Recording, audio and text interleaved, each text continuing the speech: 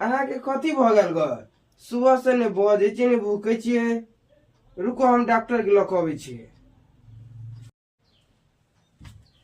देखियो डॉक्टर की सब भ गेले। अच्छा हम चेक कर ले छी, रुको।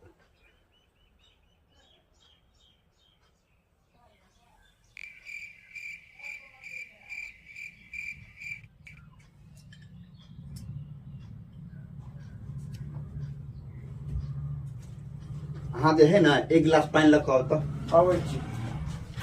नहीं सारुण के यहाँ कुछ तो गड़बड़ है, जरूर कोई ना कोई। अहाँ के चेकअप कर देली, अहाँ के तो कुछो नहीं है, तो किया फिर नहीं नाटक करे छी अहाँ? कहली रे डॉक्टर साहब, हाँ ये 1000 रुपया लिया। अच्छा। कहली अभी गहूम के सीजन चले है, हाँ। आ गहूम कटे के हमरा मन नहीं करे है, आ इयो लऽ जेते ना गहूम कटबे ला।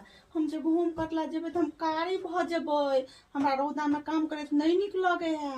अहाँ कह दियो हमरा घर वाला के कि 1 महीना रेस्ट करते, ताले गहूम कटा जेते, तकर बाद उठ जेबे। अच्छा ठीक है, कह दे छी। लो डॉक्टर साहब पानी।